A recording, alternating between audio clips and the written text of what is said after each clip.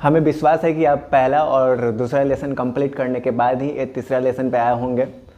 तो चलिए स्टार्ट करते हैं चैप्टर को। ये जनन का हमारा थर्ड पार्ट है, मानव जनन। फर्स्ट लेसन में हम लोग जीवों में जनन पढ़े, सेकेंड लेसन में पुष्पी पादपों में लैंगिक जनन कैसे होता है, इन सभी बातों का चर्चा किया मैंने विस्तार में। उसके बाद आज वो घड़ी आ गया है जब मैं मानव जनन का विस्तार से अध्ययन कराऊंगा। तो चलो यहाँ पे देखो, सबसे पहले यहाँ पे हम लोग बात करेंगे मानव जनन के बारे में। तो मानव जनन में हम लोग क्या पढ़ेंगे पहले, तो आप याद रखना। यहाँ पे देखो, मानव जनन की हम लोग बात करते हैं तो मनुष्य के बारे में आप याद रखिएगा। मनुष्य कैसा प्राणी है जी? मनुष्य एक एकलिंगी प्राणी है। मनुष्य की बात करते हैं हम लोग तो मनुष्य एक क्या है? एकलिंगी प्राणी है। एकलिंगी कैसे कहा जाता है कि ये एक एकलिंगी प्राणी है? तो मनुष्य का जो नर भाग होता है अलग प्राणी में पाया जाता है, मादा भाग अलग प्राणी में पाया जाता है, और इसी को आधार मानकर मनुष्य को एकलिंगी प्राणी कहा जाता है। देखो, मनुष्य एक एकलिंगी प्राणी है जिसमें नर जनन तंत्र अलग जीव में तथा मादा जनन तंत्र क्या होता है? अलग जीव में पाया जाता है। नर जनन तंत्र यानी मेल में पाया जाता है। नर जनन तंत्र किस में पाया जाएगा? मेल में पाया जाएगा। और मादा जनन तंत्र की बात करते हैं तो वो फीमेल में पाया जाएगा। किस में पाया जाएगा जी? फीमेल में। और नर जनन तंत्र किसका निर्माण करता है? शुक्राणु का। नर जनन तंत्र नर युग्मक यानी शुक्राणु का निर्माण करता है। और मादा जनन तंत्र का मुख्य काम क्या होता है? ओभम अर्थात अंडाणु का निर्माण करना। किसका निर्माण करना? अंडाणु का। तो ये बातें आपकी क्लियर हो गई होगी। देखो, बात तुम याद करते चलो मेरे साथ और पॉइंट को एकदम गांठ बांध के दिमाग में डालते चले जाओ। पहला बात तुम याद रखना कि मनुष्य एक क्या है? एकलिंगी प्राणी है। मनुष्य एक क्या है? एकलिंगी प्राणी, जिसमें नर जनन तंत्र अलग पाया जाएगा और मादा जनन तंत्र क्या होगा जी? अलग पाया जाएगा। ठीक है, नर जनन तंत्र नर में पाया जाएगा जिसका मुख्य काम क्या है? शुक्राणु का निर्माण करना। किसका निर्माण करना? शुक्राणु का। और मादा जनन तंत्र मादा में पाया जाता है जिसका मुख्य काम क्या है जी? ओभम अर्थात अंडाणु का निर्माण करना। किसका निर्माण करना? अंडाणु का। अब शुक्राणु और अंडाणु बन गया तो अब चलो विस्तार से हम लोग चर्चा करेंगे एक एक पॉइंट का। अब देखो, मानव जनन तंत्र कहते किसे हैं? तो वे अंग जो मानव जनन में सहायक होते हैं मानव जनन तंत्र कहलाते हैं, जिन्हें निम्नलिखित भागों में बांटते हैं। यहाँ पे देखो, जो अंग मानव जनन में सहायक होते हैं उसी को हम लोग क्या कहते हैं? मानव जनन तंत्र कहेंगे। क्या कहेंगे जी? मानव जनन तंत्र। जो अंग मानव के जनन में सहायक होगा वो क्या कहलाएगा? मानव जनन तंत्र कहलाएगा। और इसको दो भागों में बांटते हैं। पहला प्राथमिक जनन अंग। पहला कौन सा अंग जी? प्राथमिक जनन अंग। और दूसरा द्वितीयक जनन अंग। दूसरा कौन? द्वितीयक जनन अंग। अब देखो, प्राथमिक जनन अंग क्या होता है? प्राथमिक जनन अंग में नर में होता है, नर का प्राथमिक जनन अंग होता है वृषण। कौन होता है? वृषण, जिसमें शुक्राणु बनता है। और मादा का प्राथमिक जनन अंग होता है कौन? अंडाशय होता है। कौन होता है जी? अंडाशय, जिसमें अंडाणु का निर्माण होता है। अब देखो, जो मानव जनन तंत्र होता है उसको दो भागों में बांट देते हैं हम लोग। एक प्राथमिक अंग जिसको मुख्य जनन अंग कहा जाता है, दूसरा द्वितीयक अंग जिसको सहायक अंग कहा जाता है। क्या कहा जाता है? सहायक अंग। अब नर में जो मुख्य जनन अंग होता है वो कौन होता है? वृषण होता है, जो क्या करता है? शुक्राणु का निर्माण करता है। किसका निर्माण करता है? शुक्राणु का। और मादा का जो अंडाशय होता है वो मुख्य जनन अंग होता है जो कि अंडाणु का निर्माण करता है। किसका निर्माण करता है जी? अंडाणु का निर्माण करता है। अब देखो, नेक्स्ट बात आप याद रखना, द्वितीयक जनन अंग में कौन आता है? तो नर सहायक अंग इसको हम लोग कहते हैं। तो कौन आता है इसमें? नर में आता है वृषणकोश, अधिवृषण, शुक्रवाहिनी, शुक्राशय, शिश्न, प्रोस्टेट ग्रंथि, काउपर ग्रंथि इत्यादि। और मादा का सहायक अंग कौन है? मादा में सहायक अंग होता है गर्भाशय, दूसरा होता है अंडवाहिनी, उसके बाद कौन होता है? योनि होता है, उसके बाद भग, स्तन ग्रंथियाँ, ये सब क्या है? मादा का सहायक अंग है। मादा जनन तंत्र का क्या है? ये सहायक अंग है। तो ये मुख्य जनन अंग और सहायक जनन अंग आपको अच्छे तरीके से समझ में आ गया होगा, मैं विश्वास करता हूँ। देखो क्या बात बताया गया, मानव जनन तंत्र किसे कहेंगे? तो आप याद रखना, जो मानव में जो जनन में सहायक अंग होते हैं, मानव में जनन में जो भी अंग सहायक होते हैं उन्हीं के समूह को हम लोग क्या कहते हैं? मानव जनन तंत्र कहते हैं। और इसको दो भागों में हम लोग बांट देते हैं, प्राथमिक जनन अंग, दूसरा द्वितीयक जनन अंग। द्वितीयक जनन अंग को सहायक अंग कहते हैं और प्राथमिक जनन अंग को मुख्य जनन अंग कहते हैं। नर में मुख्य जनन अंग वृषण होता है और मादा में कौन होता है? अंडाशय। वृषण में शुक्राणु बनता है, अंडाशय में अंडाणु बनता है। अब सहायक अंगों की हम लोग बात करें तो नर में सहायक अंग होता है अधिवृषण, शुक्राशय, शुक्र नलिका, प्रोस्टेट ग्रंथि, काउपर ग्रंथि, ये सब क्या है? द्वितीयक अंग है, अर्थात मानव जनन तंत्र का, नर जनन तंत्र का सहायक अंग है। मादा जनन तंत्र का सहायक अंग कौन होता है? तो अंडाशय को छोड़ दीजिए क्योंकि मुख्य अंग है, और अंडाशय को छोड़ने के बाद अंडवाहिनी बच जाता है, गर्भाशय बच जाता है, ग्रीवा बच जाता है, योनि बच जाता है, भग बच जाता है, स्तन ग्रंथि है। ये सब क्या है? सहायक जनन अंग है। ये क्या है जी? सहायक जनन अंग है। तो ये बातें आपकी एकदम क्लियर हो गई। अब देखिए आगे, अब यहाँ पे ध्यान दीजिए। अब आगे हम लोग अध्ययन करेंगे नर जनन तंत्र का। किसका अध्ययन करेंगे जी? नर जनन तंत्र। ये जो आप देख पा रहे हैं ये क्या है? नर जनन तंत्र है। क्या है जी? नर जनन तंत्र। अब नर जनन तंत्र में आप याद रखेंगे, नर में विभिन्न अंग, यहाँ पे देखिए, नर में विभिन्न अंग जैसे वृषण, सहायक नलिकाएं, ग्रंथियों के समूह जो नर युग्मक क्या करते हैं? बनाते हैं। नर युग्मक क्या करते हैं? बनाते हैं। नर जनन तंत्र कहलाता है। क्या कहलाता है? नर जनन तंत्र। नर जनन तंत्र किसे कहेंगे? तो नर में विभिन्न अंग जैसे वृषण, सहायक नलिकाएं, ग्रंथियों के समूह जो किसका निर्माण करते हैं? नर युग्मक का निर्माण करेंगे। किसका निर्माण करेंगे जी? नर युग्मक का। उसी को हम लोग क्या कहते हैं? नर जनन तंत्र कहते हैं। ये सब नर युग्मक का जो निर्माण करने का समूह होता है अंगों का, इसी को हम लोग क्या कहते हैं? नर जनन तंत्र कहते हैं। इस फिगर में आप ये देख पा रहे होंगे, ये जो है इसको हम लोग कहते हैं शिश्न। ये जो है इसको हम लोग क्या कहते हैं? शिश्न।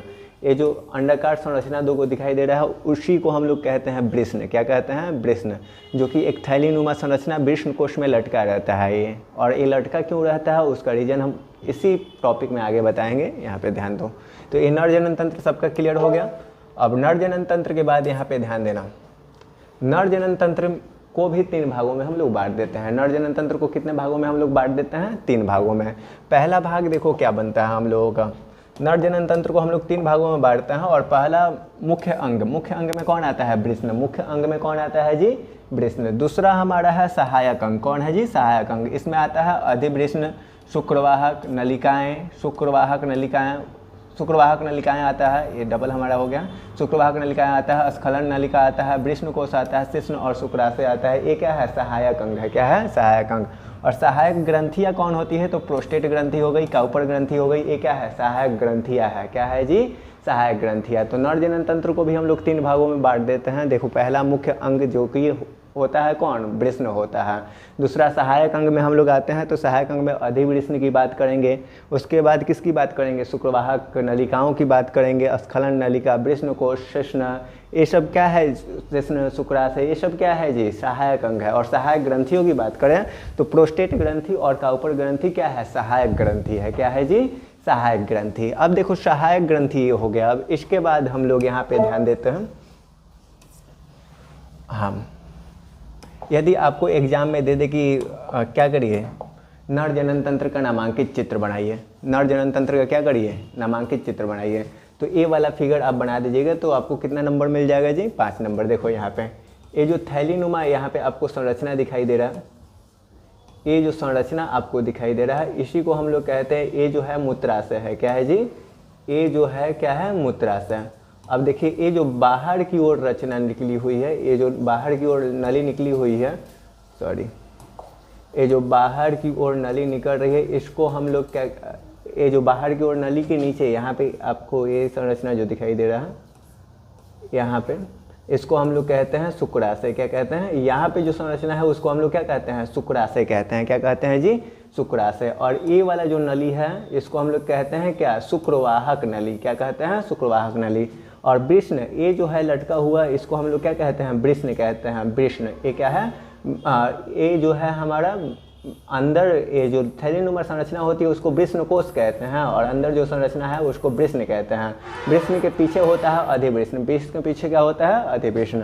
ये जो बीचों बीच नली आई है इसको हम लोग कहते हैं मूत्र विसर्जन नली। क्या कहते हैं? मूत्र विसर्जन नली। और ये जो है इसको हम लोग कहते हैं प्रोस्टेट ग्रंथि है। क्या है जी? प्रोस्टेट ग्रंथि। ये जो आपको बता दी ये क्या है? मूत्राशय। और इसको हम लोग क्या कहते हैं? ये जो संरचना आपको दिखाई दे रहा है इसको क्या कहते हैं? शिश्न कहते हैं। क्या कहते हैं? शिश्न। आप यहाँ पे इस डायग्राम के थ्रू भी देख सकते हैं, ये भी नर जनन तंत्र का नामांकित चित्र है। ये संरचना आप स्क्रीनशॉट मार लीजिए। स्क्रीनशॉट नहीं मार पाएंगे तो वीडियो को पॉज करके एक अच्छा सा बेहतर सा इसका फिगर बना लीजिए, इसके बाद हम लोग आगे बढ़ेंगे। ठीक है? तो ये फिगर आप वीडियो को पॉज कर लीजिए और बना लीजिए। चलिए अब आइए आगे हम लोग समझते हैं। ये नर जनन तंत्र का नामांकित चित्र हो गया। अब हम लोग सबसे पहले पढ़ेंगे वृष्ण के बारे में। किसके बारे में पढ़ेंगे जी? वृष्ण। तो वृष्ण क्या होता है? वृष्ण समझते हैं। तो हमारे शरीर में जो वृष्ण होता है एक जोड़ी पाया जाता है, अर्थात 2 को पाया जाता है, और ये थैलीनुमा संरचना में लटका होता है। आप देख पा रहे हैं 2 वृष्ण आपको दिखाई दे रहा होगा, ये थैलीनुमा संरचना में लटका हुआ है। इसको हम लोग कहते हैं शिश्न। ये क्या है जी? शिश्न। तो अब देखो ये जो थैलीनुमा संरचना में लटका हुआ है इसी को हम लोग कहते हैं वृष्ण कोष। क्या कहते हैं? वृष्ण कोष। यहाँ पे लिखा हुआ भी है, पुरुषों में एक जोड़ी वृष्ण, एक जोड़ी क्या हुआ? एक जोड़ी वृष्ण टेस्टिस उदर गुहा से बाहर थैलीनुमा संरचना में पाया जाता है, जिसे हम लोग क्या कहते हैं? वृष्ण कोष कहते हैं। मनुष्य में जो एक जोड़ी वृष्ण होता है उदर गुहा के बाहर एक थैलीनुमा संरचना में लटका रहता है। एक थैलीनुमा संरचना में लटका हुआ है ना, इसी को हम लोग कहते हैं क्या? इसी को हम लोग कहते हैं वृष्ण कोष। थैलीनुमा संरचना में, जिस थैलीनुमा संरचना में वृष्ण लटका रहता है उसको हम लोग क्या कहते हैं जी? वृष्ण कोष कहते हैं। अब वृष्ण एक अंडाकार, वृष्ण की जो संरचना होती है कैसी होती है? अंडाकार। लंबा कितना होता है? 4 से 5 सेंटीमीटर। कितना लंबा होता है जी? 4 से 5 सेंटीमीटर। और चौड़ा होता है 2 से 3 सेंटीमीटर। चौड़ा कितना होता है? 2 से 3 सेंटीमीटर होता है। यहाँ बाहर से 2 झिल्लियों से घिरा होता है। यहाँ बाहर से कितने झिल्लियों से घिरा रहता है जी? 2 झिल्लियों से घिरा होता है। और आंतरिक झिल्ली वृष्ण के अंदर अंतर्वलित होकर 250 से 300 कोष्ठों का निर्माण करती है, जिसे वृष्णपालिया कहते हैं। अब देखो ये बाहर की ओर 2 झिल्ली से घिरा रहता है। वृष्ण की बात करते हैं तो ये बाहर से 2 झिल्लियों से घिरा रहता है, और आंतरिक झिल्ली जो होता है अंतर्वलित होकर 250 से 300 कोष्ठों का निर्माण करती है। उसी को हम लोग क्या कहते हैं? वृष्णपाली कहते हैं। क्या कहते हैं? वृष्णपाली। ये बातें आपकी क्लियर हो गई ना? अब चलो आगे देखो, यहाँ पे ध्यान दोगे।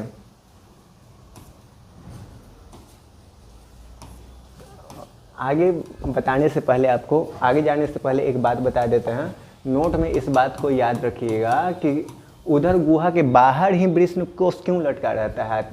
तो आप याद रखेंगे ये जो स्पर्म होता है, शुक्राणु होता है, इसके निर्माण के लिए शरीर के तापमान से लगभग 2 से 3 सेंटीग्रेड, 2 से 3 डिग्री सेल्सियस कम तापमान चाहिए होता है। और शरीर के बाहर लटके होने के कारण वृष्ण कोष का जो तापमान होता है 97 डिग्री सेल्सियस नहीं, 2 डिग्री सेल्सियस 3 डिग्री सेल्सियस कम रहता है, अर्थात 94 से 95 डिग्री सेल्सियस रहता है बाहर लटके होने के कारण। और इसी कारण स्पर्म का निर्माण हो पाता है, नहीं तो स्पर्म बनता ही नहीं। यदि शरीर के अंदर उदर गुहा के अंदर ही वृष्ण कोष हो तो स्पर्म नहीं बनेगा। तो भगवान ने क्या किया? उदर गुहा के बाहर इसको लटका दिया ताकि स्पर्म का निर्माण हो सके। किसका निर्माण हो सके जी? स्पर्म का निर्माण हो सके। तो ये स्पर्म का निर्माण के लिए ही उदर गुहा के बाहर वृष्ण कोष को लटकाया गया। अब वृष्णपाली की संरचना, एग्जाम में आपसे क्वेश्चन करे कि वृष्णपाली की संरचना बनाओ, वृष्णपाली का क्या करो? संरचना बनाओ। तो ये जो है आप वृष्णपाली की संरचना आप बना लीजिएगा अच्छे से। आप मेरे साथ ड्रा कर लीजिए, वृष्णपाली की संरचना आप बना लीजिए। ये जो है वृष्णपाली का संरचना हम बना रहे हैं। अब देखिए यहाँ पर, और बनाइए मेरे साथ।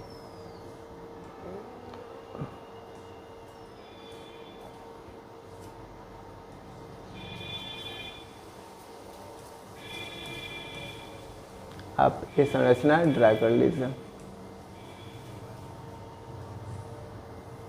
ये संरचना आप ड्रा करिए मेरे साथ। चलिए, और यहाँ से हम कलर चेंज कर लेते हैं इसको ड्रा करने के लिए। इसको ड्रा करने के लिए हम अलग से पेन चेंज कर लिए हैं। आप भी पेन चेंज कर लीजिएगा इसको दिखाने के लिए, ठीक है? ये जो है हम अलग कलर से दिखा दिया, ठीक है? ये बाहर निकाल दीजिए और यहाँ पे आप इस टाइप का संरचना बना दीजिए, ठीक है? ये आपका बन गया, ठीक है? चलिए, ये जो बाहर की ओर है इसको हम लोग कहेंगे अधिवृष्ण। क्या कहेंगे जी? अधिवृष्ण कहेंगे। ये अधिवृष्ण हो गया। ये जो है इसको हम लोग यहाँ पे जो है इसको हम लोग वृष्ण जालक कहते हैं। क्या कहते हैं? वृष्ण जालक कहते हैं, ठीक है? अब ये जो है इसको हम लोग ट्यूनिका वेजाइनिलिस कहते हैं। ट्यूनिका वेजाइनिलिस ट्यूनिका वेजाइनिलिस कहते हैं। इसको हम लोग कहते हैं, ये जो संरचना है इसको हम लोग कहते हैं शुक्र जनन नलिका। क्या कहते हैं जी? शुक्र जनन नलिका कहते हैं। शुक्र जनन नलिका। अब इसके बाद यहाँ पे जो संरचना है इसको हम लोग ट्यूनिका एल्बुजिनस कहते हैं, ट्यूनिका एल्बुजिनस। और ये वाला जो संरचना है इसको हम लोग कहते हैं वृष्णकोष्ठ। क्या कहते हैं? वृष्णकोष्ठ। और यहाँ पे जो संरचना है इसको हम लोग शुक्रवाहिका कहते हैं। क्या कहते हैं? शुक्रवाहिका। ये जो उदर गुहा के बाहर लटका रहता है वो वाली संरचना है। दो उदर गुहा के बाहर वृष्णकोष्ठ, यहाँ पे दो वृष्ण लटके हुए हैं, ये आपको दिखाई दे रहा है। तो इस प्रकार से आप इस डायग्राम को बना सकते हैं, ठीक है। वृष्णपाली की ये आंतरिक संरचना हो गई। वृष्णपाली की संरचना, वृष्ण की संरचना या वृष्णपाली की, वृष्ण की संरचना है ये, ठीक है। चलो अब आगे देखो, यहाँ पे समझो। अब यहाँ पे ध्यान देना थोड़ा सा। हम लोग बात कर रहे हैं शुक्रजनन नलिका। दूसरा जो है शुक्रजनन नलिका की आंतरिक संरचना। शुक्रजनन नलिका की हम लोग क्या पढ़ेंगे? आंतरिक संरचना। तो आप याद रखेंगे वृष्ण के अंदर शुक्रजनन नलिकाएं होती है। वृष्ण के अंदर क्या होता है जी? शुक्रजनन नलिका होता है। इसके भीतर 3 प्रकार की कोशिकाएं होती हैं। शुक्रजनन नलिका के भीतर कितने प्रकार की कोशिका होती है? 3 प्रकार की कोशिका होती है। कितने प्रकार की होती है जी? 3 प्रकार की। पहला होता है शुक्रजनन कोशिकाएं। पहला क्या होता है? शुक्रजनन कोशिकाएं, जिसको हम लोग स्पर्मेटोगोनिया कहते हैं, स्पर्मेटोगोनिया जर्मन कहते हैं। अब दूसरा होता है सर्टोली कोशिका। दूसरा कौन सा होता है जी? सर्टोली कोशिका होता है। और तीसरे की बात करें तो तीसरा होता है अंतराली कोशिका, जिसको हम लोग लीडिंग कोशिका कहते हैं। क्या कहते हैं? लीडिंग कोशिका। और यहाँ पे पहला आप शुक्रजनन नलिका, दूसरा सर्टोली कोशिका और तीसरा अंतराली कोशिका समझ लिए। अब पहला जो आप पढ़े थे हैं शुक्राणु जनन कोशिका, वो क्या होता है ये समझ लो। यहाँ नर जननिक कोशिकाएं होती है। जो शुक्राणु जनन कोशिका होती है वो क्या होती है? नर जननिक कोशिकाएं होती है, जो अर्धसूत्री विभाजन द्वारा शुक्राणु का निर्माण करती है। जो अर्धसूत्री विभाजन द्वारा किसका निर्माण करती है? शुक्राणु का निर्माण करती है। सर्टोली कोशिका की बात करें तो यहाँ पिरामिडीय आकार की कोशिका होती है, जो बनते हुए नर युग्मक को पोषण देती है। ये जो नर युग्मक बन रहा होता है उसको पोषण देने का काम कौन करता है? पोषण देने का काम करता है कौन? सर्टोली कोशिका। ये आप याद रखिएगा शुक्राणु जनन कोशिका के बारे में कि यह नर जननिक कोशिकाएं होती है जो अर्धसूत्री विभाजन द्वारा शुक्राणु का निर्माण करेगी।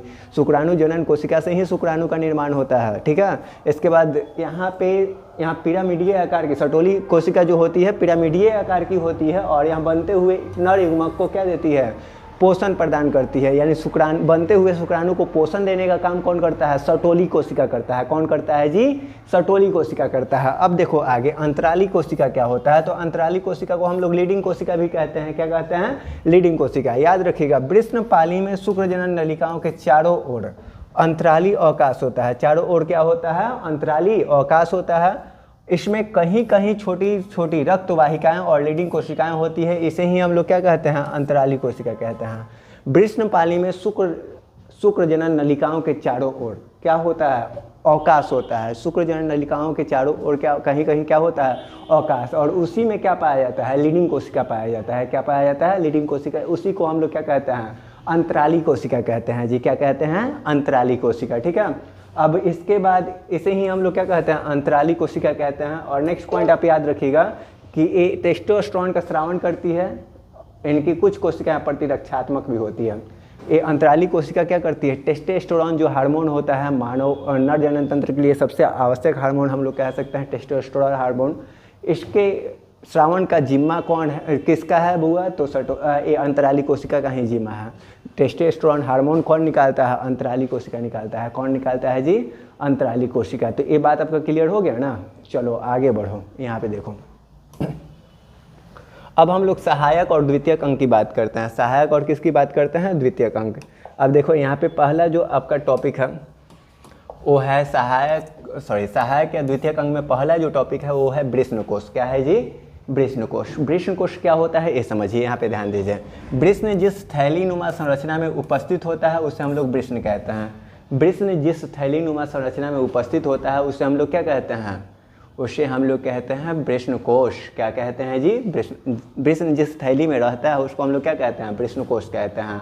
वृष्णकोश उदर गुहा के बाहर, उदर गुहा के क्या बुआ? उदर गुहा के बाहर इसलिए उपस्थित होता है जिससे वृष्ण का तापमान शरीर के तापमान से 2 डिग्री से 3 डिग्री सेल्सियस, 2 डिग्री से कितना डिग्री सेल्सियस?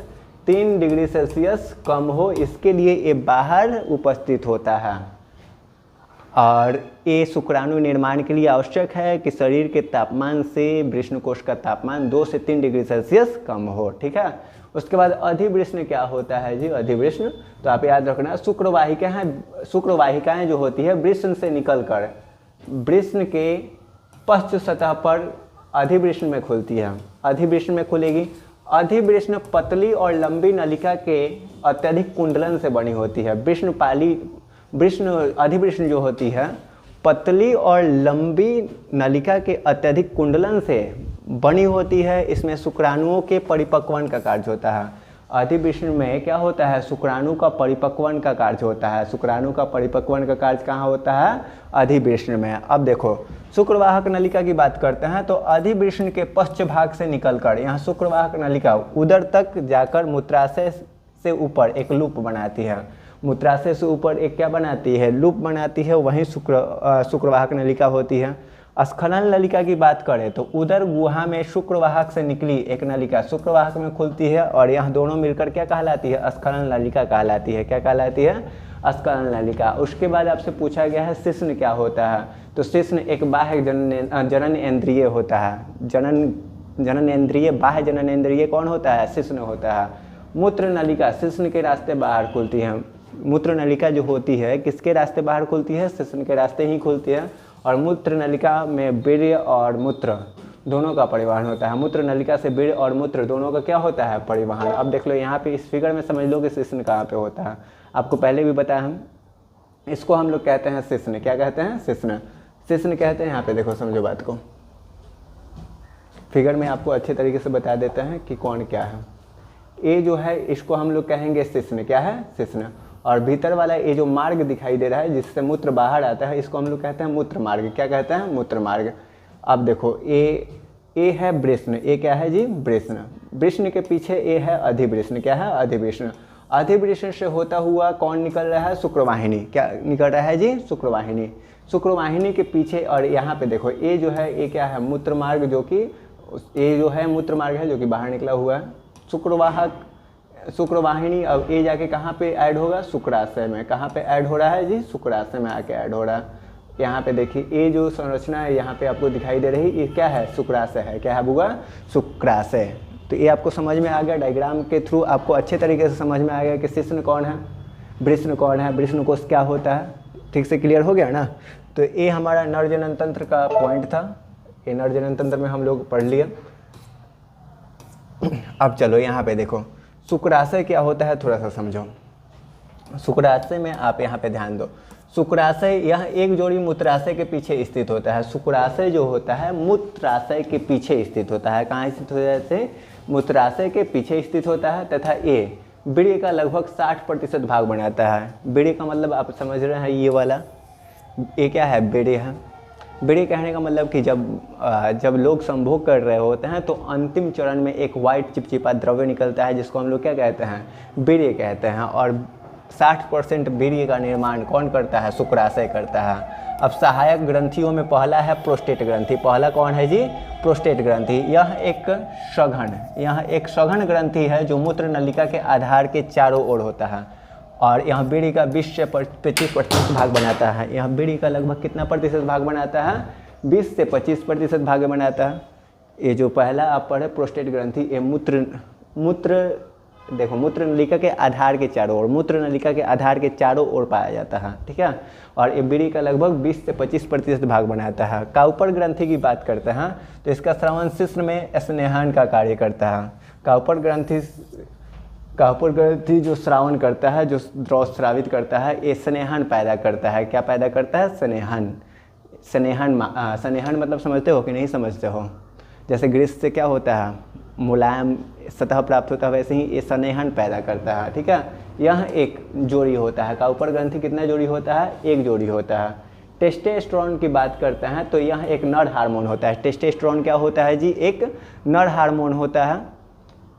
यह नर हार्मोन होता है जो अंतराली कोशिका से स्रावित होकर, यहाँ अंतराली कोशिका से स्रावित होता है। जो कि किससे स्रावित होता है? अंतराली कोशिका में आपको पता है ना कि ये क्या करता है? टेस्टोस्टेरोन हार्मोन का स्रावन करता है। यह नर जननांगों के विकास और शुक्राणु के परिपक्वन में सहायक होता है। टेस्टोस्टेरोन जो होता है ना, नर जननांग के विकास और क्या और क्या बोलिए, नर जननांग के विकास, और दूसरा क्या, शुक्राणु के परिपक्वन में सहायक होता है। शुक्राणु के परिपक्वन में क्या होता है जी, सहायक। तो ये आपका नर जनन तंत्र का पॉइंट रहा। किसका पॉइंट रहा, नर जनन तंत्र का। अब इसके बाद यहाँ पे ध्यान दो, मादा जनन तंत्र हम लोग पढ़ेंगे। क्या पढ़ेंगे जी, मादा जनन तंत्र। अब मादा जनन तंत्र क्या होता है यहाँ पे थोड़ा सा समझ लीजिए। तो मादा में जो जनन तंत्र पाया जाएगा वो क्या होगा, मादा जनन तंत्र। बेसिक बात है भाई, इतना तो समझदार तुम तो हो ही। ये अब देखो, ये जो फिगर आपको दिखाई दे रही है इसको मोटा मोटी आपको हम समझा देते हैं। तो ये जो है इसको हम लोग कहते हैं योनि मार्ग। क्या कहते हैं, योनि मार्ग। और योनि के ऊपर होता है ग्रीवा। क्या होता है जी, ग्रीवा। योनि के ऊपर क्या होगा, ग्रीवा। और इसको हम लोग कहते हैं, ये जो बीच वाला स्पेस है इसको हम लोग कहते हैं गर्भाशय। क्या कहते हैं, गर्भाशय। आदमी के पेट में बच्चा नहीं रहता है, गर्भ में बच्चा रहता है। गर्भ में बच्चा विकसित होता है। कितना लोग कहता है कि उनका पेट में बच्चा है, उनका पेट में बच्चा नहीं, गर्भ में बच्चा रहता है। कहाँ पे बच्चा रहता है जी, गर्भ में। तो इसको हम लोग गर्भाशय कहते हैं। गर्भाशय के ऊपर ये जो नलीनुमा संरचना है इसको हम लोग कहते हैं अंडवाहिनी। क्या कहते हैं, अंडवाहिनी। जब नसबंदी किया जाता है ना तो अंडवाहिनी को ही काटकर नायलॉन के रेशे से बांध दिया जाता है डॉक्टरों के द्वारा। उसके बाद दूसरा अंडवाहिनी के बाद ये वाला संरचना जो है इसको हम लोग कहते हैं अंडाशय। क्या कहते हैं जी, अंडाशय। ठीक है, तो ये डायग्राम आप देख लिए।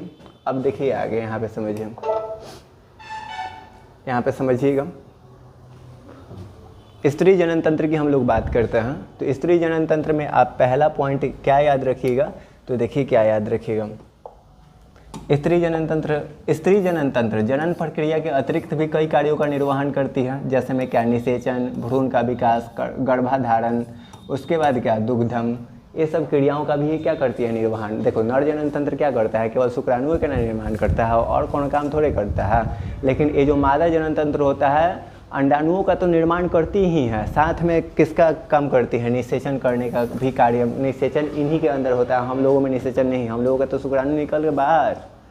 निषेचन कहाँ पे होता है, स्त्रियों के अंडवाहिनी में, स्त्रियों के अंडवाहिनी में। ठीक है, निषेचन कहाँ होता है, तो अंडवाहिनी। ये बात याद रखिएगा, ऑब्जेक्टिव में कभी कभी फंसा देता है लोगों को कि निषेचन कहाँ होता है, अंडवाहिनी याद रखिएगा। ठीक है, तो ये निषेचन का भी काम करती है स्त्री जनन तंत्र। उसके बाद भ्रूण का भी विकास इन्हीं के अंदर होता है। भ्रूण का विकास हो जाने के बाद गर्भधारण भी इन्हीं के अंदर होता है। उसके बाद दुग्धम की क्रिया भी इन्हीं के अंदर होती है। ठीक है, अब देखो प्राथमिक या मुख्य अंग इनमें कौन होता है, तो अंडाशय होता है। प्राथमिक और मुख्य अंग स्त्री जनन तंत्र का कौन होता है, अंडाशय।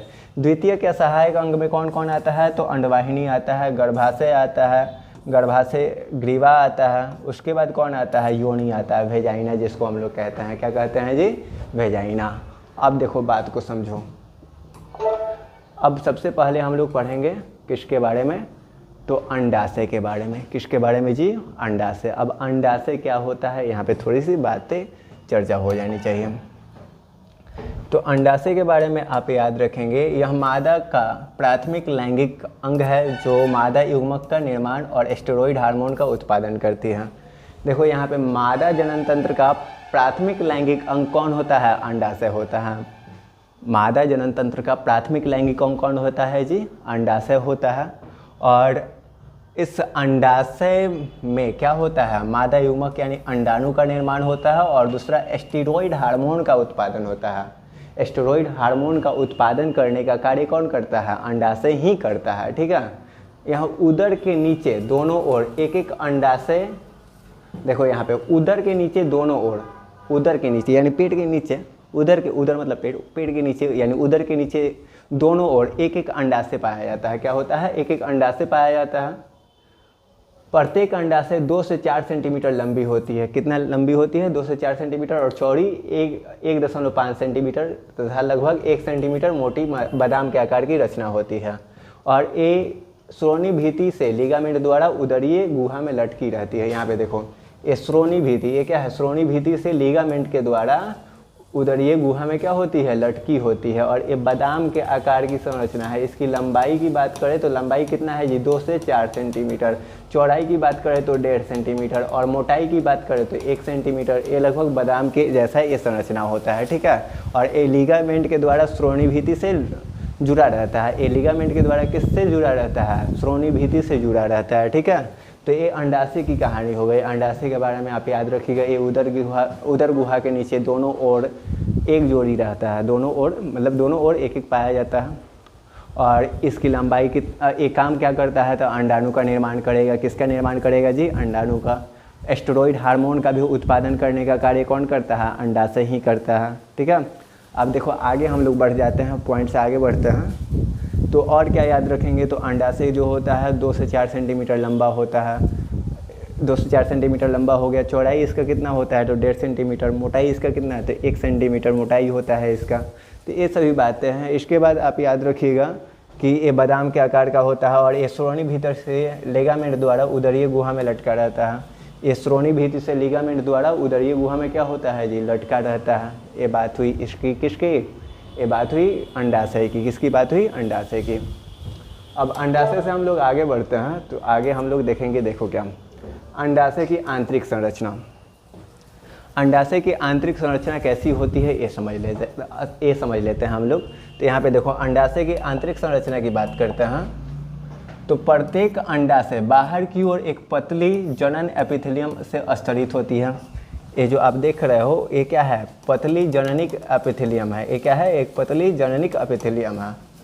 अब देखो वो अंदर अंडाशय पीठिका होती है। अंदर क्या होती है? अंडाशय पीठिका। इसमें 2 भाग होते हैं, परिधीय भाग और केंद्रीय भाग। ये जो भाग है इसको हम लोग परिधीय भाग कहेंगे।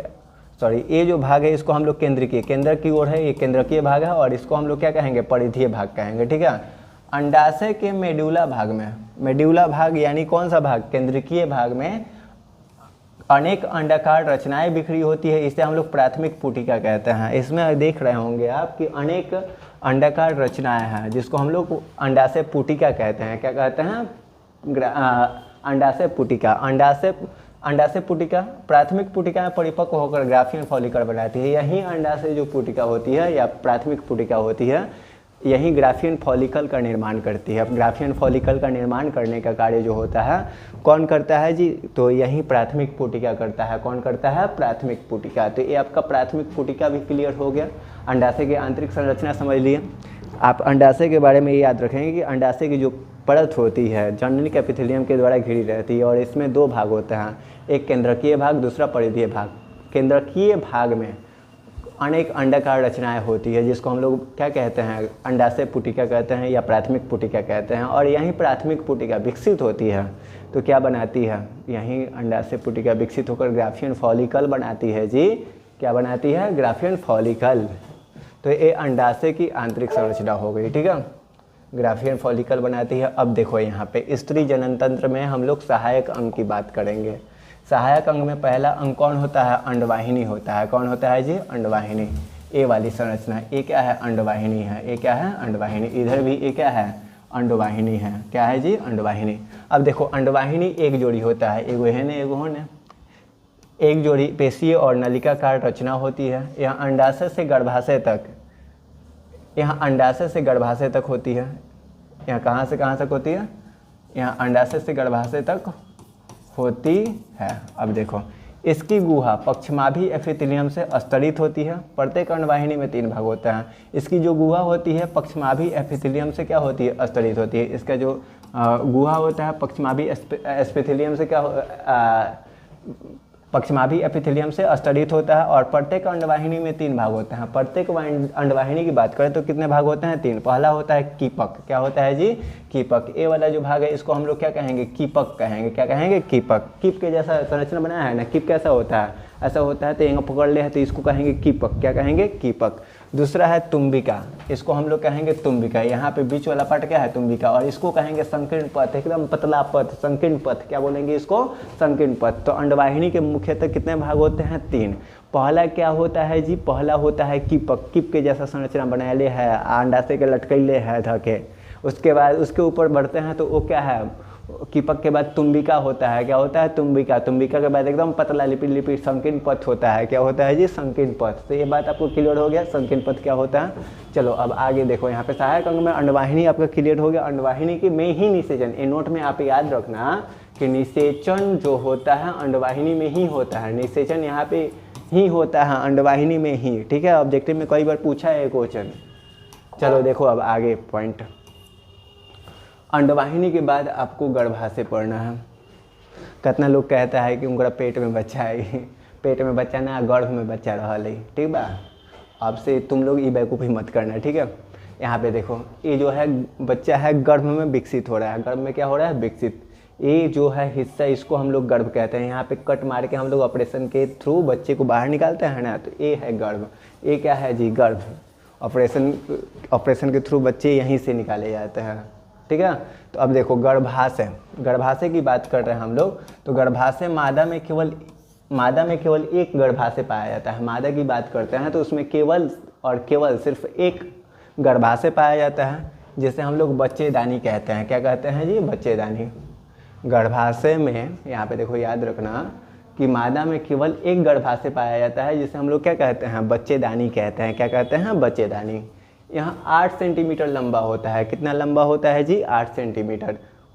खोखली और पेशीय संरचना होती है। ये जो गर्भाशय की बात करें तो 8 सेंटीमीटर खोखली और पेशीय रचना होती है। इसमें रक्त की प्रचुर मात्रा में पूर्ति होती है। यहाँ पे श्रोणिभित्ति से लिगामेंट द्वारा जुड़ा होता है। ये जो गर्भाशय होता है श्रोणिभित्ति से लिगामेंट के द्वारा जुड़ा रहता है। इसमें रक्त जो होता है प्रचुर मात्रा में पाया जाता है गर्भाशय में। अब देखो, इसकी ऊपरी भाग फैलोपियन नलिका में खुलता है। जो ऊपरी भाग होता है वो किस में खुलेगा? फैलोपियन नलिका में खुलेगा। और निचला भाग ग्रीवा में खुलता है। निचला भाग, संकीर्ण भाग जो होता है गर्भाशय का, वो क्या कहलाता है? ग्रीवा कहलाता है। क्या कहलाता है? ग्रीवा। गर्भाशय भित्ति के 3 स्तर होते हैं। पतला झिल्लीमय स्तर, जिसको परिगर्भाशय कहते हैं। मध्य मोटा गर्भाशय पेशी स्तर मध्य होता है। उसके बाद आंतरिक ग्रंथिल स्तर अंतः स्तर होता है। क्या होता है जी? मध्य भाग जो होता है कैसा होता है? मोटा होता है। मध्य भाग क्या होता है? मोटा होता है। आंतरिक ग्रंथिल स्तर को हम लोग अंतः स्तर की श्रेणी में रखते हैं। किस में रखते हैं? अंतः स्तर की श्रेणी में रखते हैं, ठीक है। तो ये गर्भाशय के बारे में हो गया पॉइंट। किसके बारे में हो गया जी? गर्भाशय के बारे में। ये गर्भाशय आपको समझ में आ गया ना? गर्भाशय को ही हम लोग बच्चेदानी कहते हैं, ठीक है। चलो अब देखो आगे। गर्भाशय के बाद आपको जानना है योनि। योनि क्या होता है? तो यहाँ पे याद रखना, गर्भाशय पतली ग्रीवा द्वारा योनि में बदलता है और योनि मैथुन के समय पुरुष से वीर्य ग्रहण करने का कार्य करती है। अब देखो, ये वाला जो हिस्सा आपको दिखाई दे रहा है, यहाँ तक है, ये है ग्रीवा। और ग्रीवा के बाद एक, इसको हम लोग क्या कहते हैं? योनि कहते हैं। ये जो है क्या है? वेजाइना है। इसी में शिश्न प्रवेश करता है। इसी में क्या करता है? संभोग के समय शिश्न प्रवेश करता है और वीर्य ग्रहण करने का काम योनि के थ्रू ही किया जाता है। योनि से होता हुआ ही ग्रीवा, गर्भाशय और अंडवाहिनी में पहुंचता है, जहाँ पे स्पर्म से क्या होता है? निषेचन का काम होता है। किसका काम होता है जी?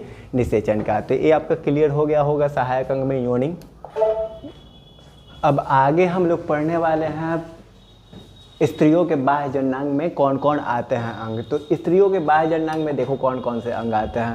पहला आता है हाइमन। ये जो आपको दिखाई दे रहा है, इसको हम लोग कहते हैं हाइमन। क्या कहते हैं जी? हाइमन कहते हैं। उसके बाद ये वाला जो परत दिखाई दे रहा है, इसको हम लोग कहते हैं लेबिया माइनोरा। क्या कहते हैं जी? Labia minora. इसके बाद ये वाला जो भाग है, इसको हम लोग कहते हैं लेबिया मेजोरा। क्या कहते हैं? Labia majora. और ऊपर वाला जो ये भाग है, इसको हम लोग कहते हैं क्लीटोरिस। क्या कहते हैं जी? क्लीटोरिस कहते हैं। इसके बाद ये वाला जो भाग है, इसको हम लोग कहते हैं, यहाँ पे होता है योनि छिद्र, जिसमें क्या करता है? शिश्न प्रवेश करता है। संभोग के समय शिश्न प्रवेश करता है योनि छिद्र से ही। और उसके बाद इसको हम लोग कहते हैं गुद्दा। इसको हम लोग क्या कहते हैं? गुद्दा है। और गुद्दा के ऊपर क्या होता है? पेरिनियम होता है। पेरिनियम की परत होती है। किसकी परत होती है? पेरिनियम की। और यहाँ पे योनि छिद्र नीचे होता है, ऊपर क्या होता है? मूत्र मार्ग का छिद्र होता है। ऊपर वाला जो छिद्र होता है बाह्य जननांग में, उसको हम लोग मूत्र छिद्र कहते हैं। और नीचे वाला जो होता है उसको योनि छिद्र कहते हैं। संभोग के समय योनि छिद्र में ही लिंग का प्रवेश कराया जाता है, ठीक है। तो ये आपका हो गया बाह्य जननांग। स्त्रियों के क्या हो गए? बाह्य जननांग। ये क्या हो गया जी? बाह्य जननांग। चलो अब आगे देखो, यहाँ पे ध्यान दो। अब यहाँ पे ध्यान देना, अब हम लोग पढ़ने वाले हैं स्तन ग्रंथियों के बारे में। किसके बारे में जी? स्तन ग्रंथियों के बारे में। स्तन ग्रंथि का मतलब आप समझ गए, फिगर देख लिए तो आपको समझ में आ गया होगा कि स्तन ग्रंथि क्या होती है। बचपन में आप इसी स्तन ग्रंथि से दूध पिया करते थे, आपको याद होगा। चलो यहाँ पे देखो, अब स्तन ग्रंथियों के बारे में आप पॉइंट कुछ याद रखना। देखो क्या क्या पॉइंट याद रखना। तो स्तन ग्रंथि सभी मादा स्तनधारियों का अभिलक्षण होता है। स्तन ग्रंथि जो है सभी मादा स्तनधारियों का क्या होता है, अभिलक्षण होता है। स्तनों में विभिन्न मात्रा में वसा और ग्रंथिल ऊतक होते हैं। स्तनों में विभिन्न मात्रा में क्या होते हैं, वसा और क्या होते हैं जी, ग्रंथिल ऊतक होते हैं। वसा और क्या होते हैं, ग्रंथिल ऊतक। प्रत्येक स्तन में 15 से 20 ग्रंथिल ऊतक की पालियाँ होती है। प्रत्येक स्तन में 2 स्तन होता है ना, तो प्रत्येक स्तन में 15 से 20 ग्रंथिल ऊतक की पालियाँ होती है। प्रत्येक पाली में कुपिका कोशिकाओं के समूह होते हैं। प्रत्येक पाली में क्या होता है, कुपिका कोशिका का समूह होता है। और कुपिका दुग्ध स्रावण करती है। कुपिका कोशिका जो होती है क्या करती है, दुग्ध स्रावण। कुपिका से दुग्ध स्रावित होकर स्तन नलिकाओं में जाता है और प्रत्येक पाली की स्तन नलिकाएं मिलकर क्या करती है, स्तन वाहिनी बनाती है। क्या बनाती है जी, स्तन वाहिनी। और प्रत्येक स्तन वाहिनी लुम्बिका बनाती है जो दुग्ध वाहिनी से जुड़ा होता है। प्रत्येक स्तन वाहिनी क्या होता है जी, लुम्बिका का निर्माण करती है, लुम्बिका बनाती है जो दुग्ध वाहिनी से क्या होता है, जुड़ा होता है। तो आप ये स्तन ग्रंथियों के बारे में पॉइंट याद रखेंगे, हमें विश्वास है। देखो क्या कि प्रत्येक स्तन ग्रंथि सभी मादा स्तनधारियों को क्या है, अभिलक्षण है। स्तनों में विभिन्न मात्रा में वसा और क्या पाए जाते हैं, ग्रंथिल ऊतक पाए जाते हैं। अब बात करते हैं प्रत्येक स्तन में 15 से 20 ग्रंथिल ऊतक की पालियाँ होती है और प्रत्येक पाली में कुपिका कोशिका होता है। और यही कुपिका कोशिका क्या करता है, दुग्ध का स्रावण करता है। यही कुपिका कोशिका क्या करता है जी, दुग्ध का स्रावण करता है। और प्रत्येक, देखो यहाँ पे कुपिका से दुग्ध स्रावित होकर स्तन नलिका में जाता है। कुपिका से दुग्ध स्रावित होगा तो कहाँ जाएगा, स्तन नलिका में। और स्तन नलिकाएं मिलकर स्तन वाहिनी बनाती है। प्रत्येक पाली की स्तन नलिकाएं मिलकर क्या बनाती है, स्तन वाहिनी। और प्रत्येक स्तन वाहिनी लुम्बिका बनाती है जो दुग्ध वाहिनी से जुड़ा होता है। यहाँ पे देखो, यहाँ पे क्या है, ये लुम्बिका बना है। क्या बना है, लुम्बिका। और इसको हम लोग दुग्ध वाहिका कहते हैं। यहाँ पे जो निकला रहता है उसको निप्पल होता है ना, निकला हुआ, तो निप्पल के पीछे जो होता है वो होता है दुग्ध वाहिका होता है। क्या होता है जी, दुग्ध वाहिका। तो यहाँ पे आप बातें समझ गए, क्लियर हो गया स्तन ग्रंथि क्या होता है। चलो अब यहाँ पे ध्यान दो। स्तन ग्रंथि के बाद हम लोग बात करते हैं युग्मक जनन क्या होता है। युग्मक जनन क्या होता है ये समझिए। तो युग्मक जनन आप याद रखिएगा। देखिए क्या, जननिक एपिथेलियम की कोशिकाओं द्वारा युग्मक निर्माण की क्रिया को हम लोग क्या कहते हैं, युग्मक जनन कहते हैं। आप नॉर्मली याद रखिएगा, युग्मक निर्माण की जो प्रक्रिया होती है उसी को हम लोग क्या कहते हैं, युग्मक जनन कहते हैं। अब युग्मक जनन यदि नर में हो तो उसे हम लोग कहते हैं शुक्र जनन, और मादा में युग्मक का निर्माण हो तो उसे हम लोग कहेंगे अंड जनन। यदि शुक्राणु का निर्माण होगा, नर में यदि युग्मक जनन होता है तो उसे शुक्र जनन कहेंगे। क्या कहेंगे, शुक्र जनन। और मादा में यदि होता है तो उसको हम लोग कहते हैं अंड जनन। क्या कहते हैं जी, अंड जनन कहते हैं। तो ये शुक्र जनन और अंड जनन क्लियर हो गया। अब चलो यहाँ पे देखो, शुक्र जनन और अंड जनन हो गया। अब शुक्र जनन की हम लोग बात करते हैं। यहाँ पे समझो, शुक्र जनन की यदि बात करते हैं हम लोग तो आप याद रखना, वृषण में स्थित द्विगुणित जननिक एपिथेलियम कोशिका है, जिन्हें क्या कहते हैं, स्पर्मेटोगोनिया कहते हैं, में अर्धसूत्री विभाजन द्वारा अगुणित कार्यशील शुक्राणुओं का निर्माण होता है। और इसी को हम लोग क्या कहते हैं, शुक्र जनन कहते हैं। क्या कहते हैं, शुक्र जनन। अब नॉर्मली आप ऐसे भी बोल सकते हैं कि शुक्राणुओं की जो निर्माण की प्रक्रिया होती है उसको हम लोग क्या कहते हैं, शुक्र जनन कहते हैं। क्या कहते हैं जी, शुक्र जनन। और शुक्र जनन की जो प्रक्रिया होती है 2 भागों में बटी होती है। कितने भागों में बटी होती है, 2। पहला शुक्राणु प्रसु या स्पर्मेटिड का निर्माण, और दूसरा स्पर्मेटिड का शुक्राणुओं में रूपांतरण। पहला क्या है, शुक्राणु प्रसु का निर्माण। यहाँ पे देखो, शुक्राणु प्रसु या स्पर्मेटिड का निर्माण, और दूसरा स्पर्मेटिड से शुक्राणुओं का निर्माण प्रोसेस होता है, जिसको स्पर्मियोजेनेसिस कहते हैं। क्या कहते हैं, स्पर्मियोजेनेसिस। अब देखो एक एक बात को हम लोग यहाँ पे ध्यान से समझते हैं। अब देखो, शुक्राणु प्रसु या स्पर्मेटिड का निर्माण क्या होता है, तो यह क्रिया जनन काल से ही प्रारंभ हो जाती है। इसे निम्न प्रावस्थाओं में बांटा गया है। ये जो प्रक्रिया होती है शुक्राणु प्रसु के निर्माण की प्रक्रिया होती है, ये जनन काल से ही प्रारंभ हो जाती है। अब देखो, पहला इसका प्रावस्था है गुणन प्रावस्था। क्या है जी, गुणन प्रावस्था। तो गुणन प्रावस्था में क्या होगा, जननिक एपिथेलियम की कुछ कोशिकाएं आकार में क्या हो जाती है, बड़ी हो जाती हैं। जननिक एपिथेलियम की कुछ कोशिकाएं क्या होंगी, आकार में ऑटोमेटिक बड़ी हो जाती है। आकार में क्या हो जाती है, बड़ी। अब आकार में बड़ी हो जाती है और अन्य कोशिकाओं से भिन्नता प्रकट करती है। आकार में बड़ी होगी तो ऑटोमेटिक अन्य कोशिकाओं से अलग प्रतीत होती है। इन्हें हम लोग प्राथमिक जनन कोशिका कहते हैं। इसमें कई बार क्या होगा, समसूत्री विभाजन होता है, जिसके फलस्वरूप क्या होता है, शुक्राणु जनन कोशिका का निर्माण होता है। शुक्राणु जनन कोशिका का क्या होगा, निर्माण। तो गुणन प्रावस्था में शुक्राणु जनन कोशिका बन गया। अब देखो, गुणन प्रावस्था के बाद क्या होगा, वृद्धि प्रावस्था। क्या होगा जी, वृद्धि प्रावस्था। अब देखो वृद्धि प्रावस्था में क्या होगा, शुक्राणु पहला में शुक्राणु जनन कोशिका बन गया, आकार में बड़ा होगा और ऑटोमेटिक अभिनेता प्रकट करेगा, जिस किसका निर्माण होता है, शुक्राणु जनन कोशिका का। वृद्धि प्रावस्था में क्या होता है, तो वृद्धि प्रावस्था में स्पर्मेटोगोनिया कोशिका वृद्धि करके प्राथमिक शुक्राणु कोशिका बनाता है। देखो पहला में शुक्राणु जनन कोशिका बन गया, दूसरा में बनेगा प्राथमिक शुक्राणु कोशिका। क्या बनेगा, प्राथमिक शुक्राणु कोशिका। अब तीसरा है परिपक्वन प्रावस्था। क्या है जी, परिपक्वन प्रावस्था। इस प्रावस्था में शुक्राणु जनन कोशिका, यहाँ पे देखो प्राथमिक शुक्राणु कोशिका में अर्धसूत्री विभाजन होता है। अर्धसूत्री विभाजन के पहले चरण में प्राइमरी स्पर्मेटोसाइट से 2 अगुणित कोशिकाओं का निर्माण होता है। इसके बाद अर्धसूत्री विभाजन द्वारा दूसरा चरण संपन्न होता है, जिससे एक प्राइमरी स्पर्मेटोसाइट से 4 स्पर्मेटिड्स का निर्माण होता है। यहाँ पे देखो प्राथमिक शुक्राणु कोशिका जो था उसमें समसूत्री विभाजन से पहले 2 गो बनेगा, फिर 2 गो से वो बन जाएगा 4 गो स्पर्मेटिड्स, अर्थात शुक्राणु प्रसू का निर्माण होगा। 4 स्पर्मेटिड्स अर्थात किसका, 4 शुक्राणु प्रसू का निर्माण होगा। स्पर्मेटिड्स को ही शुक्राणु प्रसू कहते हैं, ठीक है। तो 4 गो बन गया, पहले बना, देखो पहला जो अवस्था था वो था क्या, गुणन प्रावस्था। गुणन प्रावस्था में शुक्राणु जनन कोशिका बना। उसके बाद वृद्धि प्रावस्था में क्या बना, प्राथमिक शुक्राणु कोशिका बना। और वृद्धि प्रावस्था के बाद परिपक्वन प्रावस्था में क्या हुआ, तो एक प्राथमिक शुक्राणु जनन कोशिका से क्या हुआ, स्पर्मेटिड, 4 गो स्पर्मेटिड बना, यानी शुक्राणु प्रसू बना। कई गो शुक्राणु प्रसू बना, 4 को, ठीक है। तो ये परिपक्वन प्रावस्था में हो गया। अब देखो यहाँ पे आगे समझो, अब हमारा स्पर्मेटिड्स बन गया है 4 गो, तो स्पर्मेटिड्स से क्या होगा, शुक्राणु में रूपांतरण होगा। स्पर्मेटिड बन गया, अभी तक तो शुक्राणु नहीं बना है, स्पर्मेटिड बन गया। स्पर्मेटिड से शुक्राणु क्या बनेगा, तो देखो अचल गोलाकार शुक्राणु प्रसू या स्पर्मेटिड का रूपांतरित होकर सक्रिय या चल शुक्राणु में बदल जाना शुक्राणु जनन कहलाता है। इस प्रक्रिया में शुक्राणु प्रसू या स्पर्मेटिड का गोल्जीकरण शुक्राणु का एक्रोसोम बनाता है। गोल्जी काय या गोल्जीकरण। यहाँ पे देखो क्या बताया गया, पहले क्या होता है, स्पर्मेटिड कैसा होता है, अचल होता है और गोलाकार होता है, और ये बदलेगा तो कैसा बन जाएगा, अचल से चल बन जाएगा और सक्रिय हो जाएगा। अचल से चल हो जाएगा, उसके बाद सक्रिय हो जाएगा। इसी को हम लोग क्या कहते हैं, शुक्राणु कहते हैं। शुक्राणु में बदल गया, इसी को हम, इस प्रक्रिया को हम लोग क्या कहते हैं, शुक्राणु जनन कहते हैं। क्या कहते हैं, शुक्राणु जनन।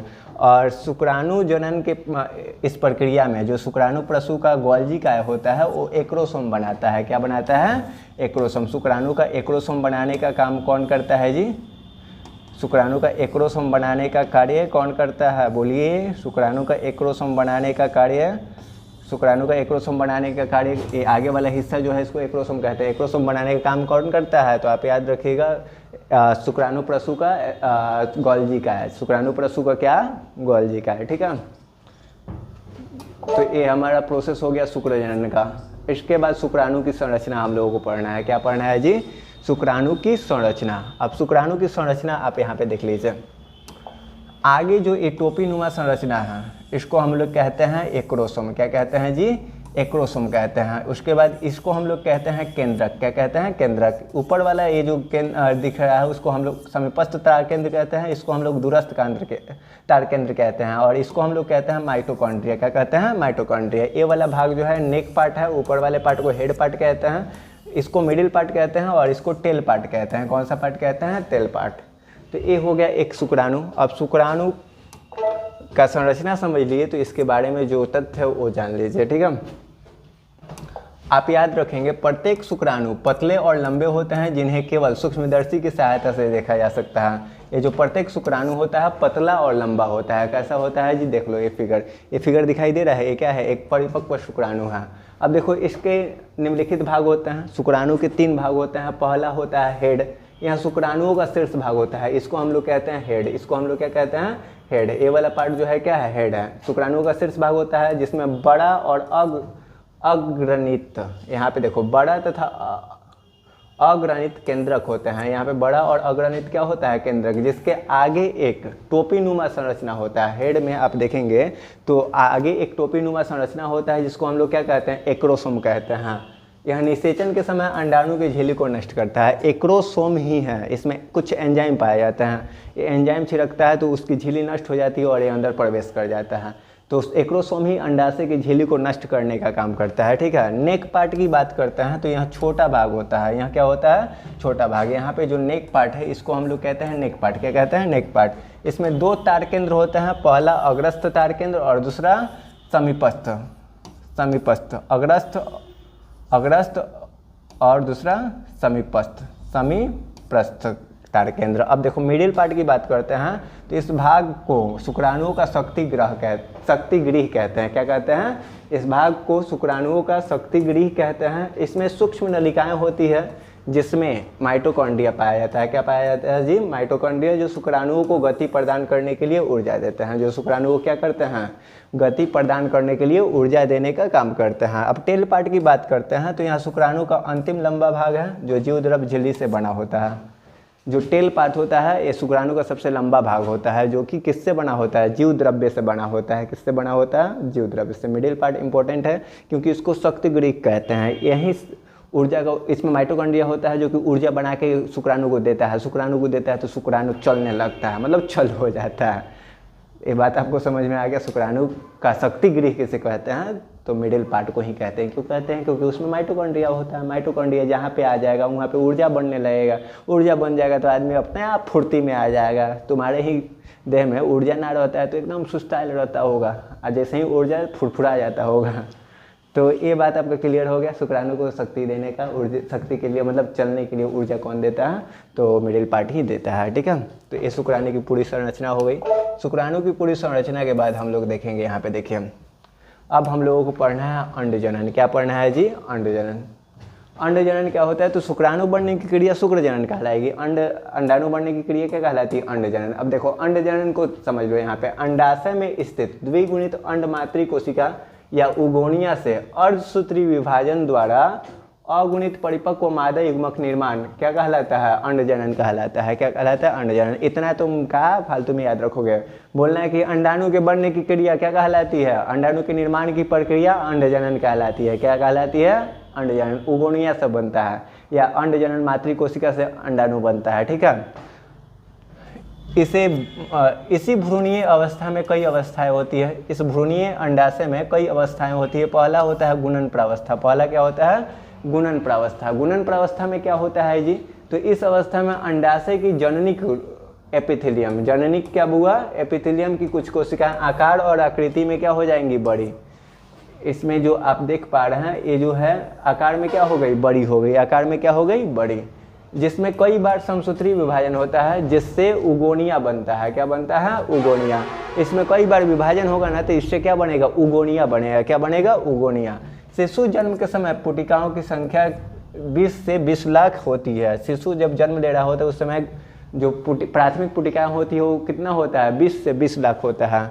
शिशु जन्म के समय पुटिकाओं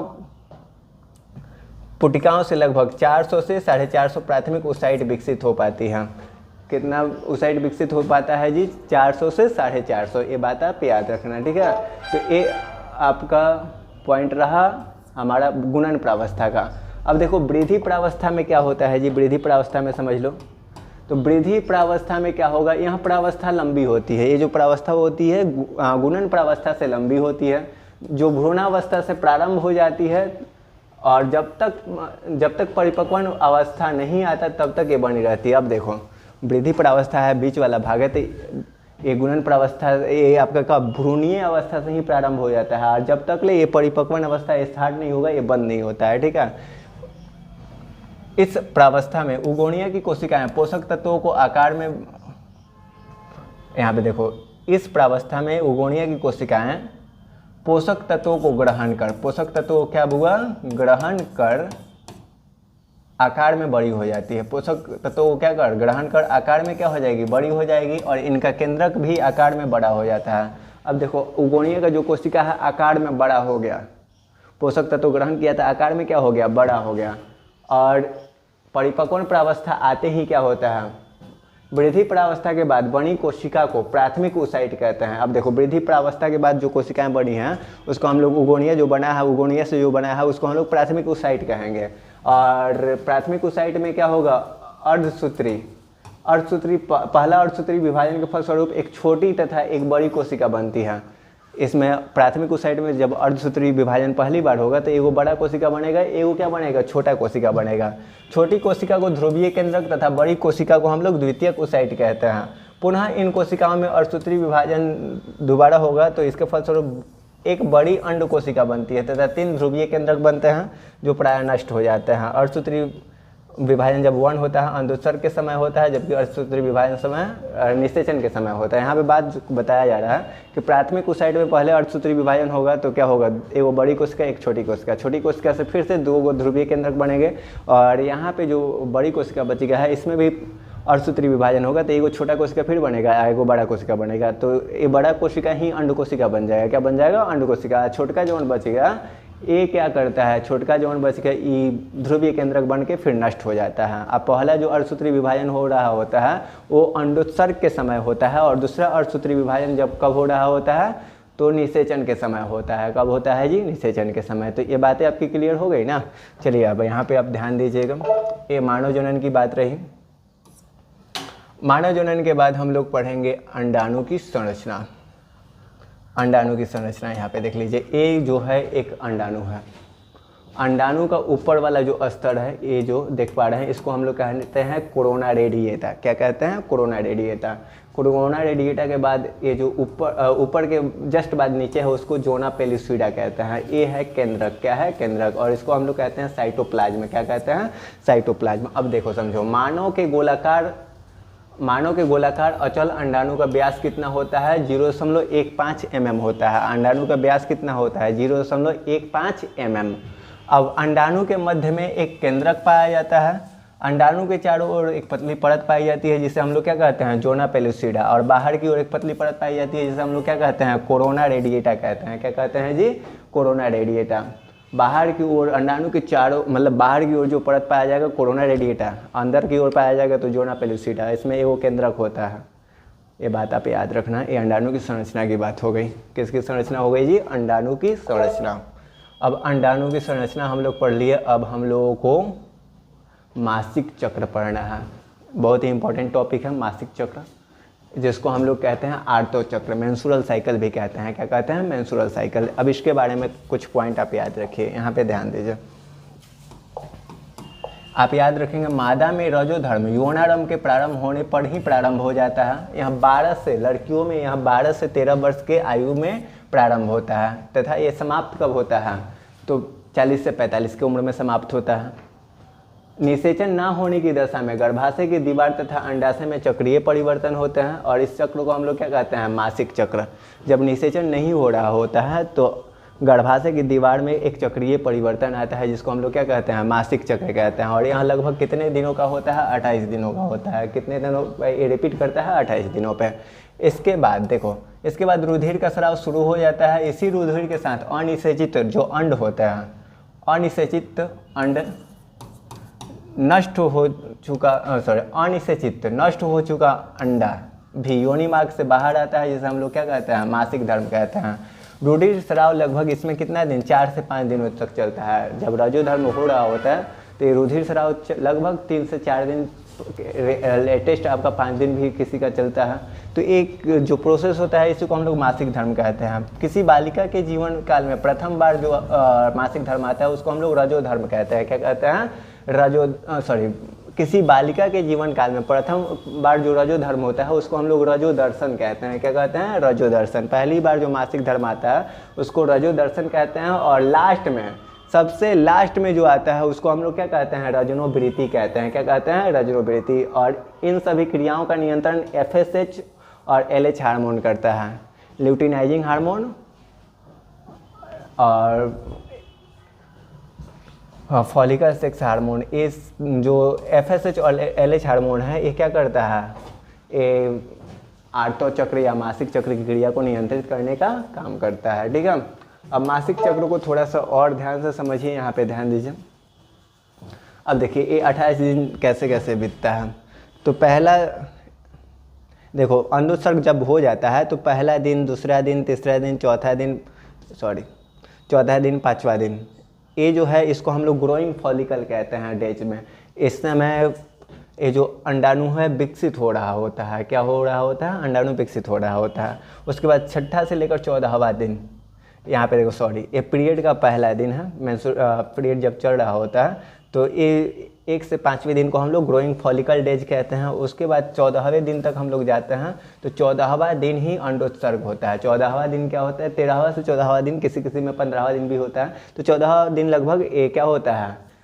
अंडोत्सर्ग होता है, यानी अंडाणु बाहर आता है। उसके बाद ये आगे क्रिया करके बाद में नष्ट हो जाता है और फिर 28वें दिन के बाद पहले दिन पे, मतलब 28 दिन पे रिपीट करता है तो ये बाहर निकल आता है मासिक चक्र के दौरान। ठीक है, तो ये मेंस्ट्रुअल साइकिल का पूरा प्रोसेस रहा। अब देखो सेफ जोन किसको कहते हैं? तो सेफ जोन ऐसा कहा जाता है जो बाह्य प्राकृतिक विधि में हम लोग आवधिक संयम विधि अपनाते हैं। तो इसी अवधि में 10वें से 17वें दिन संभोग नहीं करना चाहिए। इस समय जो होता है ना, निषेचन होने का अपार संभावना होता है। बाकी समय आप संभोग करते हैं तो कोई दिक्कत नहीं है। ठीक है, तो ये मेंस्ट्रुअल साइकिल का पॉइंट हुआ। अब आगे हम लोगों को पढ़ना है कि निषेचन क्या होता है, समझना क्या है जी कि निषेचन क्या होता है। तो थोड़ा सा निषेचन पे आप ध्यान दीजिएगा। यहाँ पे देखिए ये क्या है? शुक्राणु। शुक्राणु क्या हो गया? अंडाणु में प्रवेश कर गया। शुक्राणु क्या हो गया? अंडाणु में प्रवेश कर गया। इसी को हम लोग क्या कहते हैं? निषेचन कहते हैं। इसी को हम लोग क्या कहते हैं जी? निषेचन। यहाँ पे देखो नर युग्मक के मादा युग्मक के साथ संलयन से युग्मनज बनने की क्रिया को क्या कहते हैं? निषेचन। नर युग्मक का मादा युग्मक से संलयन के द्वारा युग्मनज जो बढ़ने की क्रिया होती है उसको हम लोग क्या कहते हैं? निषेचन कहते हैं। उसको हम लोग क्या कहते हैं? निषेचन। और निषेचन के लिए नर मैथुन क्रिया द्वारा स्पर्म को मादा जनन पथ पर स्खलित करता है। मनुष्य में आंतरिक निषेचन होता है। यहाँ पे देखो निषेचन के लिए जो स्पर्म निकलता है मैथुन की क्रिया से निकलता है। इस मैथुन की क्रिया में क्या होता है जी? तो जो शिश्न होता है वो मादा के योनि में प्रवेश होता है और आगे पीछे होता है और अंतिम चरण में जाके बीड़ी निकलता है और वहीं बीड़ी जो है योनि के माध्यम से होता हुआ, गर्भाशय होता हुआ अंडवाहिनी में पहुंचता है और अंडवाहिनी में ही निषेचन का कार्य होता है। निषेचन की क्रिया फैलोपियन नलिका में होती है, जिसको हम लोग अंडवाहिनी का अभी बताया ना आपको, फैलोपियन नलिका को ही अंडवाहिनी कहते हैं हिंदी में। ठीक है, तो निषेचन की क्रिया फैलोपियन नलिका में होती है। शुक्राणु गति करते हुए अंडाणु तक पहुँचता है। शुक्राणु ही गति करते हुए किसके पास पहुँचता है? अंडाणु के पास पहुँचता है। अंडाणु के कोशिका द्रव में उपस्थित अगुणित केंद्रक के साथ शुक्राणु में उपस्थित अगुणित केंद्रक मिलता है, जिसके फलस्वरूप क्या बनता है? युग्मनज का निर्माण होता है। यहाँ पे देखो शुक्राणु और अंडाणु का जब मिलन होता है तो उसके बाद क्या होता है? युग्मनज बनता है। क्या बनता है जी? युग्मनज। तो ये आपको निषेचन का प्रोसेस समझ में आ गया। निषेचन कहाँ होता है? फैलोपियन नलिका में होता है। कहाँ होता है जी? फैलोपियन नलिका में होता है। ठीक है, अब देखो आगे हम लोग यहाँ पे ध्यान देते हैं। फैलोपियन नलिका में होता है, ये बात तो आपको समझ में आ गया। अब देखो यहाँ पे निषेचन का क्या महत्व है थोड़ा सा समझ लो। निषेचन का क्या महत्व है यहाँ पे ध्यान दीजिए। निषेचन का महत्व आप याद रखना है। देखो निषेचन का पहला महत्व, निषेचन द्वितीयक अंडक को अर्धसूत्री विभाजन द्वितीय पूर्ण करने के लिए प्रेरित करता है। देखो निषेचन ही द्वितीयक अंडक को अर्धसूत्री द्वितीय जो विभाजन होता है उसको करने के लिए प्रेरित करता है, पूर्ण करने के लिए प्रेरित करता है। निषेचन द्विगुणित अवस्था में 2n अर्थात 46, यहाँ पे है मनुष्य में 46 क्रोमोसोम होता है ना, तो 46 की पुनर्स्थापना करता है। देखो शुक्राणु में 23, अंडाणु में भी 23 गुणसूत्र होते हैं और जब मिल जाते हैं तो ये फिर 46 हो जाते हैं। कितने हो जाते हैं? 46। युग्मक में कोई पूछे कि कितने गुणसूत्र, तो 23 होते हैं। युग्मनज में कितने होते हैं? 46 हो जाते हैं। फिर यहाँ दो जनकों के गुणों को मिलाकर आनुवांशिक विविधता पैदा करता है। निषेचन के थ्रू ही दो युग्मकों के गुणों को मिलाया जाता है, दो जनकों के गुणों को मिलाया जाता है और किसका निर्माण होता है? विविधता का निर्माण होता है, जिससे क्या होता है? जैव विकास होता है। आनुवांशिक विविधता इसी से पैदा लेता है और इसी के बाद क्या होता है? जैव विकास होता है। ठीक है, तो ये आपको समझ में आ गया होगा, क्लियर हो गया बातें। आगे हम लोगों को पढ़ना है प्राथमिक विदलन और अंतरोपण। जब निषेचन हो गया और युग्मनज बन गया, उसके बाद उससे भ्रूण विकसित होंगे तो कैसे होंगे और विदलन कैसे होगा, ये बात समझना है। तो देखो यहाँ पे निषेचन के बाद युग्मनज अंडवाहिनी के स्थमस वाले क्षेत्र से होता हुआ गर्भाशय की ओर गति करता है। देखो यहाँ पे जब निषेचन हो जाता है यहाँ पे, तो निषेचन होने के पश्चात यहाँ पे देखो, यहाँ पे निषेचन होने के पश्चात क्या होता है जी, तो इस्थमस वाले रास्ते से ये गर्भाशय की ओर गति करता है, गर्भाशय की ओर ये क्या करेगा, गति करेगा। अब देखो क्या होता है, अंडवाहिनी की सिलिया युग्मनज को अंडवाहिनी में गर्भाशय की दिशा में ढकेलने का कार्य करती है। इस गति के दौरान युग्मनज में विदलन होता है। यहाँ पे देखो ये जो सिलिया नामक संरचना होती है, यहाँ पे ये क्या करती है, इसको गर्भाशय में यहाँ पे जो युग्मनज है इसको ढकेलने का कार्य करेगी और इसी समय इसमें विदलन होता है। क्या होता है, विदलन। अब देखो विदलन होता है तो 8 से 16 कोरक खंडों वाला भ्रूण तूतक या मोरूला कहलाता है। यहाँ पे देखो पहले 1 से 2 खंड वाला बनेगा, उसके बाद ये क्या बनेगा, ऐसे ही विदलन करते करते 8 से 16 कोशिकाओं वाला 8 से 16 कोरक खंडों वाला क्या बनेगा, भ्रूण जो होता है वो क्या कहलाता है, तूतक या मोरूला कहलाता है। 16 कोरक खंडों वाला जो भ्रूण होगा उसको हम लोग क्या कहेंगे, तूतक कहेंगे। क्या कहेंगे, तूतक। अब देखो ट्रोफोब्लास्ट स्तर, यहाँ पे पॉइंट आपको क्या बता रहे हैं, ट्रोफोब्लास्ट स्तर अब गर्भाशय भित्ति के आंतरिक स्तर एंड्रोमेट्रियम में संलग्न हो जाती है। देखो ट्रोफोब्लास्ट का जो स्तर होता है अब गर्भाशय भित्ति के आंतरिक स्तर एंड्रोमीलियम में क्या हो जाएगा, संलग्न हो जाएगा तथा अंतर कोशिका समूह भ्रूण के रूप में विभेदित हो जाएगा। यहाँ पे देखो, यहाँ पे जो कोशिका अंतर कोशिका समूह है ये भ्रूण के रूप में क्या हो जाएगा, विभेदित हो जाएगा। भ्रूण के रूप में क्या हो जाएगा, विभेदित। अब देखो ये भ्रूण के रूप में विभेदित हो जाएगा और ब्लास्टोसिस्ट के संलग्न होने पर गर्भाशय कोशिका तेजी से विभाजित होगी और ब्लास्टोसिस्ट को ढक लेती है। यहाँ पे देखो ब्लास्टोसिस्ट के संलग्न होने पर जो गर्भाशय की कोशिकाएं होती है तेजी से विभाजित होती हैं और तेजी से विभाजित होने के फलस्वरूप ये ब्लास्टोसिस्ट को क्या करती है, ढक लेती है। ब्लास्टोसिस्ट को क्या कर लेगी, ढक लेगी और ब्लास्टोसिस्ट को ढकने के फलस्वरूप इसके फलस्वरूप ब्लास्टोसिस्ट गर्भाशय के एंडोमेट्रियम में क्या हो जाता है, धंस जाता है। यहाँ पे देखो, यहाँ पे ये क्या हो रहा है, तेजी से क्या हो जा रहा है, विभाजित हो रहा है और जाके लास्ट में यहाँ पे धंस जाएगा और ये धंस जाएगा और इसी को हम लोग क्या कहते हैं, अंतररोपण कहते हैं। क्या कहते हैं, अंतररोपण। तो ये अंतररोपण कैसे हुआ, ये बातें आपकी क्लियर हो गई। अंतररोपण क्या होता है ये आपको समझ में आ गया। अंतररोपण के बाद आप देखो यहाँ पे, अंतररोपण के बाद यहाँ पे समझो पॉइंट को। अंतररोपण को यहाँ पे आपको अच्छे तरीके से दिखाया गया है। पहले क्या होगा जी, पहले ये अंडोत्सर्ग होगा। अंडोत्सर्ग होने के बाद क्या होगा, निषेचन। यहाँ पे देखो निषेचन हो गया। निषेचन के बाद 1 से 2 कोरक खंड वाला बनेगा। ऐसे ही कोरक खंड बढ़ते बढ़ते 8 से 16 कोरक खंड वाला हो जाएगा, जिसको मोरूला या तूतक कहेंगे। इसके बाद ये ब्लास्टोसिस्ट में बदलेगा और आ जाएगा कहाँ, गर्भाशय के दीवार के पास। यहाँ पे मान लो आया, यहाँ पे आया तो गर्भाशय की जो भित्ति है वो क्या करेगी, तेजी से अपने कोशिकाओं में विभाजन करेगी और चारों तरफ से ढक लेगी। ब्लास्टोसिस्ट को चारों तरफ से क्या कर लेगी, ढक लेगी और ढकने के बाद क्या होता है, एक गर्भाशय की भित्ति में धंस जाता है। इसी को हम लोग क्या कहते हैं, अंतररोपण कहते हैं। इसी को हम लोग क्या कहते हैं, अंतररोपण। तो ये बात आपका क्लियर हो गया ना। चलो अब देखो समझो आगे, प्रस्राव, जिसको हम लोग पास्चुराइजेशन कहते हैं। यहाँ पे देखो पार्ट्यूरेशन कहते हैं। अब इसको समझो थोड़ा सा, प्रस्राव क्या होता है, जिसको आप बोलचाल की भाषा में कहते हो डिलीवरी। क्या कहते हो जी, डिलीवरी। तो अब देखो, मनुष्य में शिशु का जन्म तकनीकी रूप से प्रस्राव या पार्ट्यूरेशन कहलाता है। यहाँ पे देखो, मनुष्य में जो शिशु जन्म की तकनीक होती है उसी को हम लोग क्या कहते हैं, प्रस्राव कहते हैं। क्या कहते हैं, प्रस्राव। इसकी 3 मुख्य अवस्था होती है। प्रस्राव की कितनी मुख्य अवस्था होती है, 3। पहला अवस्था में क्या होता है, तो पहली अवस्था में गर्भाशय ग्रीवा में फैलाव होता है। पहली अवस्था में क्या होगा, गर्भाशय की ग्रीवा, ये जो है ग्रीवा है, इसमें क्या होगा, फैलाव होगा। पहली अवस्था में गर्भाशय की ग्रीवा में क्या होगा, फैलाव या प्रसरण शिशु को बाहर आने का मार्ग सुलभ कराता है। एमनियन इस समय फट जाता है और एमनियोटिक द्रव बाहर आने लगता है।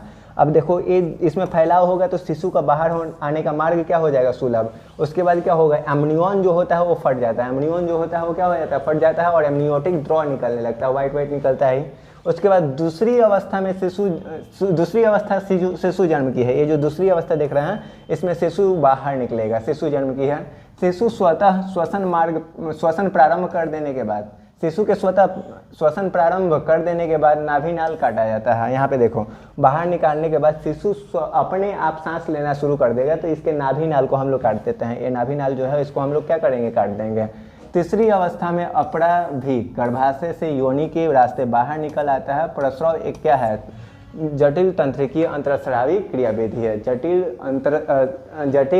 तंत्रिकीय अंतरस्रावी क्या है, क्रियाविधि है। तो पहली प्रावस्था में क्या होगा, इसका मार्ग जो ग्रीवा होता है उसमें फैलाव होगा जिससे बाहर आने का मार्ग सुलभ हो सके। दूसरे में हम लोग बाहर निकालते हैं। तीसरे में नाभि नाल को क्या करते हैं, काट के अपरा को भी बाहर निकाल लेते हैं। तो ये बातें प्रस्राव की आपकी एकदम क्लियर हो गई होगी।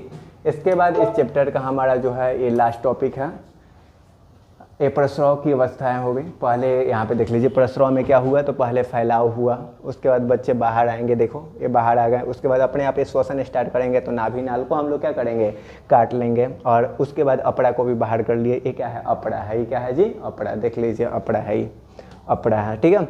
अब चलो यहाँ पे देखो, अब हम लोगों को पढ़ना है दुग्ध श्रवण या लैक्टेशन। क्या पढ़ना है जी, दुग्ध श्रवण या लैक्टेशन, दुग्ध श्रवण या लैक्टेशन। अब इसको समझो, सगर्भता के समय स्त्री की स्तन ग्रंथियों में अनेक बदलाव होते हैं। सगर्भता के समय स्त्रियों की स्तन ग्रंथियों में क्या होते हैं जी, अनेक बदलाव होते हैं। तथा स्तन ग्रंथियों में हुए भिन्नता के कारण, स्तन ग्रंथियों में हुए भिन्नता के कारण यह सगर्भता की समाप्ति आने पर दुग्ध स्रावन प्रारंभ कर देती है।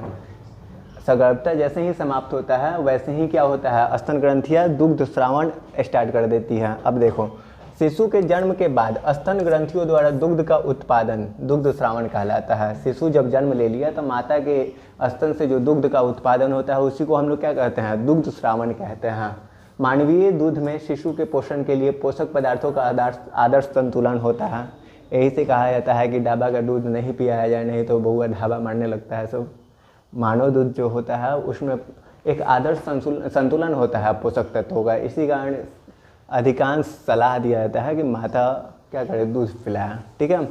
यहाँ पे ये मानवीय दूध में शिशु के पोषण के लिए पोषक पदार्थों का आदर्श संतुलन होता है। उसके बाद आप याद रखेंगे, दुग्ध श्रवण के आरंभिक कुछ दिनों तक निकलने वाला जो दुग्ध होता है उसको प्रथम स्तन्य या तो क्या कहते हैं, खीस कहते हैं। क्या कहते हैं जी, खीस।